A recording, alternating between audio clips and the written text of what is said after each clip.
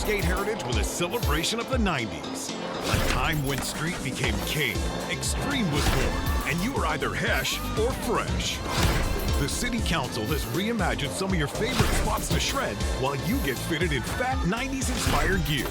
And you can say goodbye to board feel with our vintage puffy kicks as you roll through town jamming to a brand new 90s throwback playlist. So get ready to get extreme. Booyah! All right, guys. Well, this is season 1 of Skate. So there's a couple things you're going to notice. You're going to notice graphically it's different. We have access each season's skate pass from the hub directly here. So it's been added right there.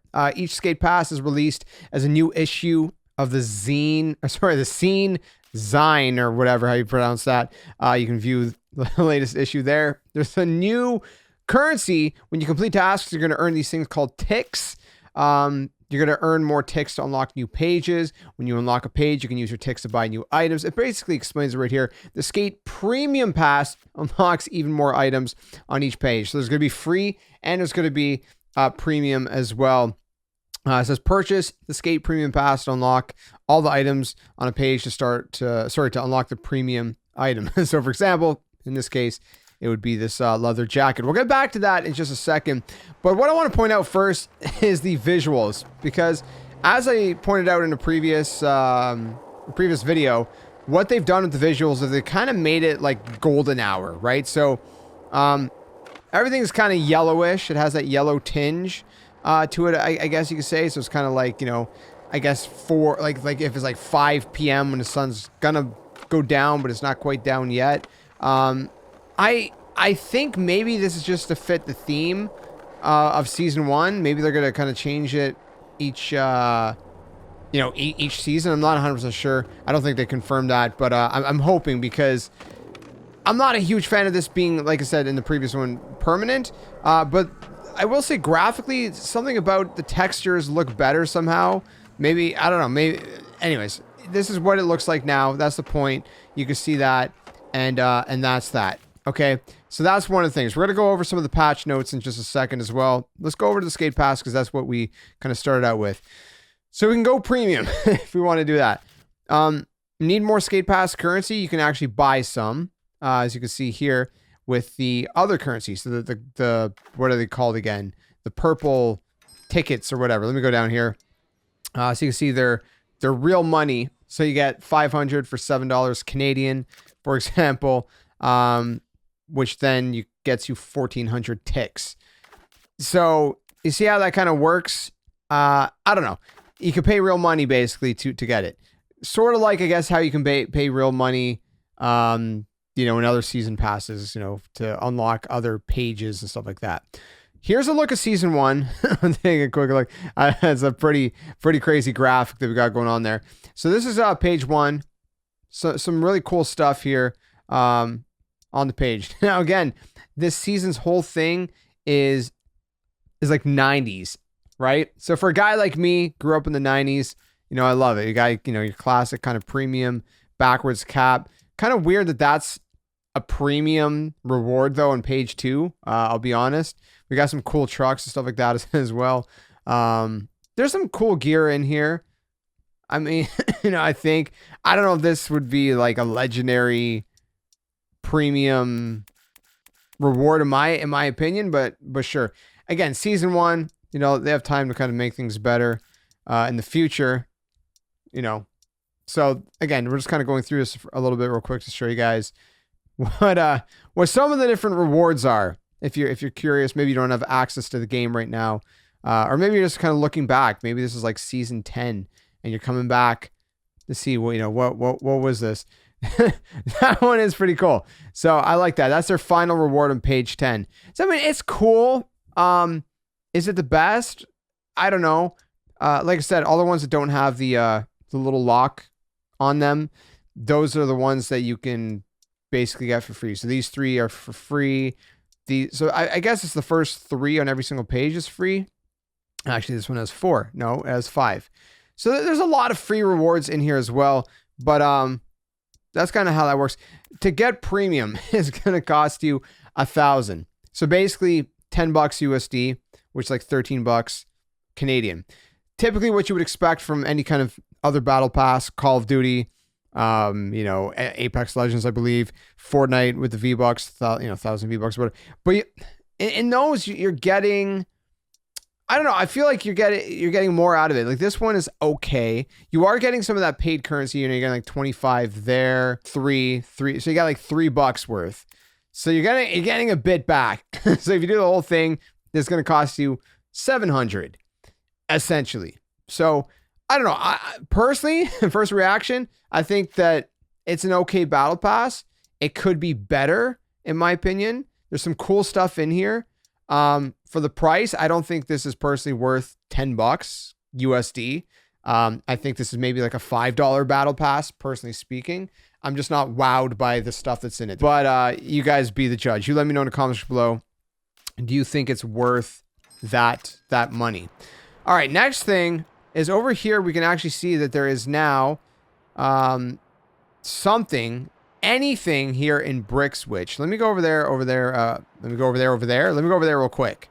So there's some cool stuff like decorations. You can see, right? There's a bunch of stuff around the world that you're gonna see that is different. Oh, that's kind of cool.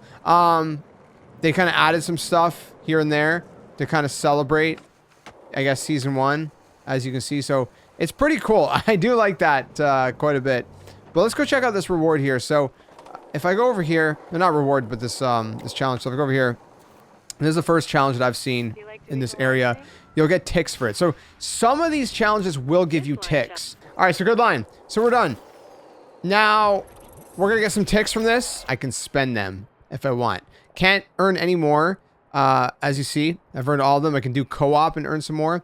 I can go over here and look around. This one will give me ticks. So you can just kind of go around, do the ones that will give you some ticks, and you're pretty much good to go to unlock all the different stuff that's in the battle pass itself. So that's how that works. In terms of the gameplay, we're gonna read some patch notes, but I also want to talk about really quick, how does this feel?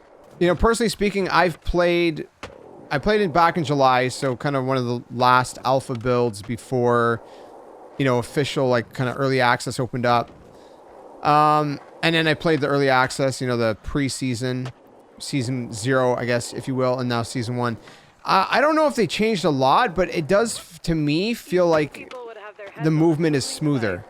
The movement does feel refined. It feels smoother. It feels less janky. I was saying before how, in my opinion, one of the things that felt weird about this game is it felt a little like kind of janky, a little like less smooth than I would have expected it to be. I feel like, again, maybe it's placebo. I don't know.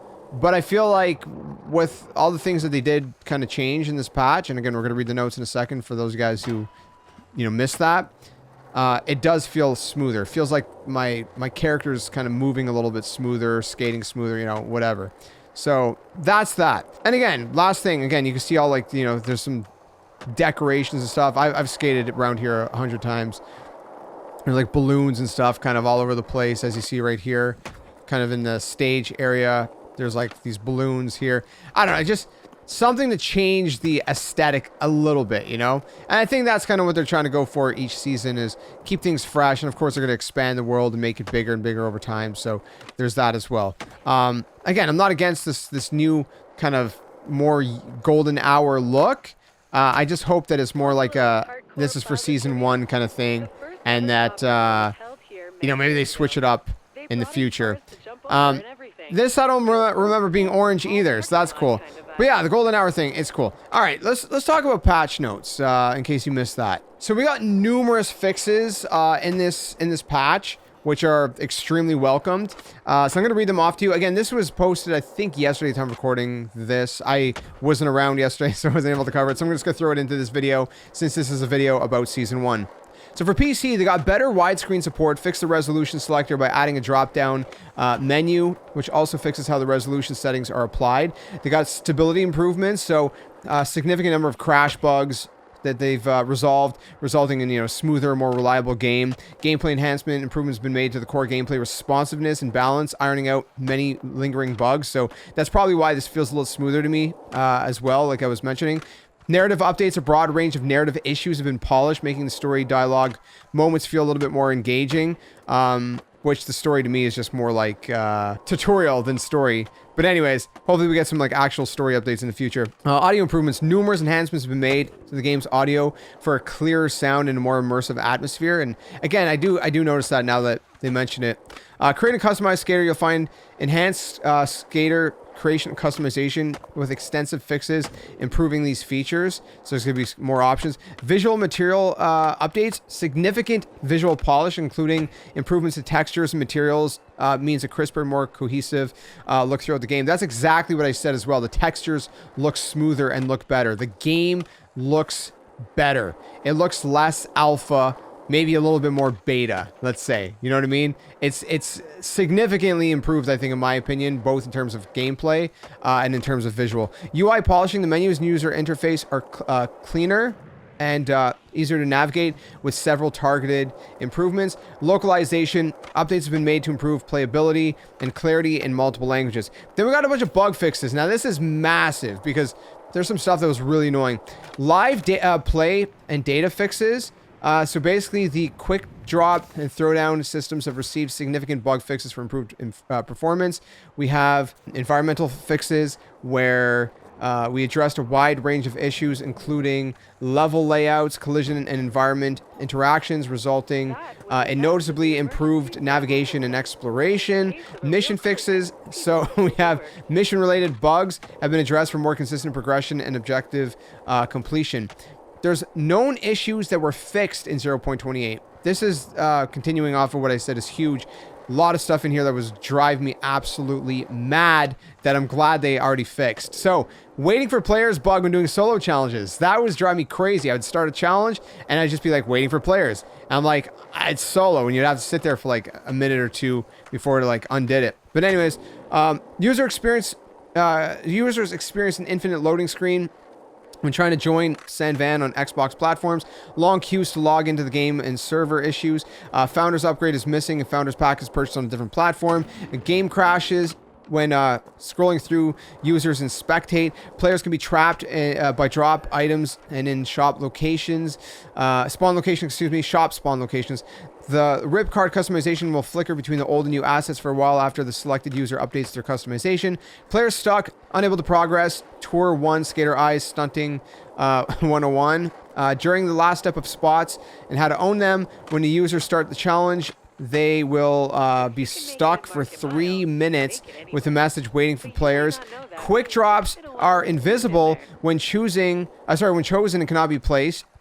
Sometimes viewing the preview of players in a Sanvan list causes a black screen and exiting out to game. From this state will lead to a soft lock. When entering a grind and leaning to exit, skater disappears, which was a rare issue. Criteria for unlocking the historic neighborhood, Gullcrest Village, is not showing up, causing the mission to not appear. And then disable the pad hopper challenge due to a world prop, making the challenge harder than intended. A lot of great stuff that they've already fixed. I mean, you can say they are hard at work. Credit where credit is due, but they got some issues that they're still working on. And so this is going to be the last section here. Stuck on the Isle of Grom. They pushed a fix to stop the issue from occurring. However, it didn't retroactively fix those in the state, so they're looking to get the ferry running for those who were still stuck. Unable to play skate due to a connection to EA servers. Error. So they're still working on that, some troubleshoot stuff. Ensure that VPN is disabled and check that the EA app is not in offline mode. So this is stuff that, again, they're tracking known issues. Not an exhaustive list, but, you know, they'll keep you updated in the future.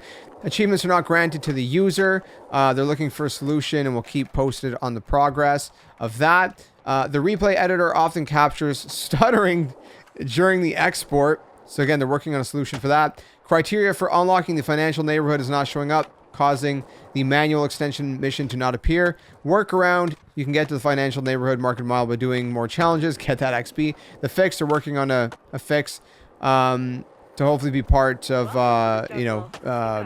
of other various issues progression between 0.28 and 0.29. Xbox X and S players may notice that the update is much larger on their console than for PC and PS players. The fix is that, well, they are aware of it, and the next update will fix the install size. So for now, I guess it's going to be bigger than it's supposed to be.